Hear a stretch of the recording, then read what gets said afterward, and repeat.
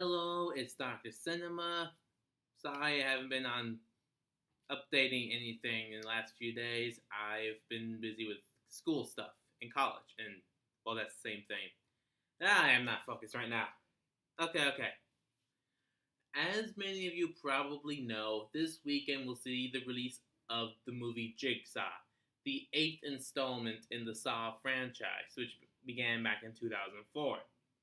Now, the Saw franchise, it's a pretty popular franchise. It started back in October of 2004, and they released a film every year up till 2010, releasing a total of 7 films, always as close to Halloween as possible. They even had the catchphrase, if it's Halloween, it must be Saw. And now with this eighth installment coming up, set 10 years after the death of the main villain, which I guess would make those films take place over a couple of years, which ended in 2007, even though the last film came out in 2010. It's a very complicated timeline. But I want to talk about the main antagonist of the Saw franchise, John Kramer, Jigsaw. Just even hearing the title Saw or Jigsaw, most people will immediately think of the creepy puppet guy or the guy behind the puppet, John Kramer, a middle-aged man, 50 or so years old, diagnosed with inoperable cancer, who wants to make people realize how important their life is until they're killed by one of his contraptions and games. The famous phrase, "I want to play a game. Live or die." So it's actually probably the most popular icons in horror cinema.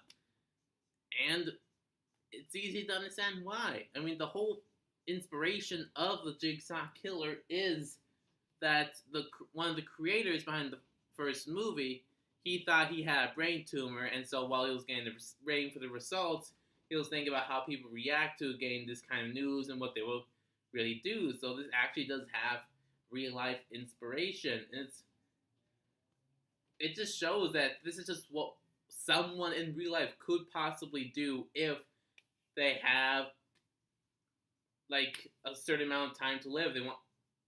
If they have the point is, it's simple to explain, yet it's sort of not. It's just, this is one of the extreme scenarios where someone who's had an awful life decides to make people realize just how important life is. It's just a serial killer with good intentions.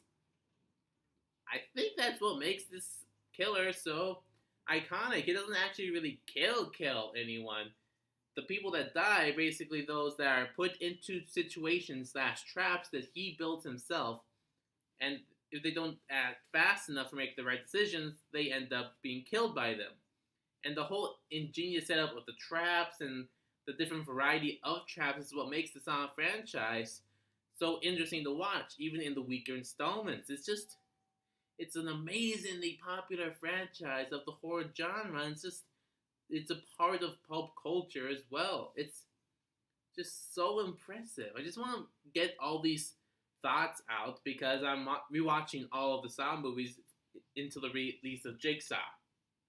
Yeah, I know I was going to see Suburbicon, but I've been hearing bad reviews, so shut up.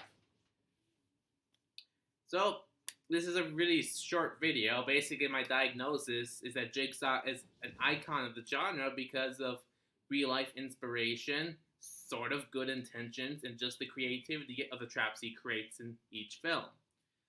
So that's basically my diagnosis and me just getting hyped up for Jigsaw. So, Halloween's coming closer and closer. Let me know what your plans are in the comments. Like, subscribe, share. See you next time.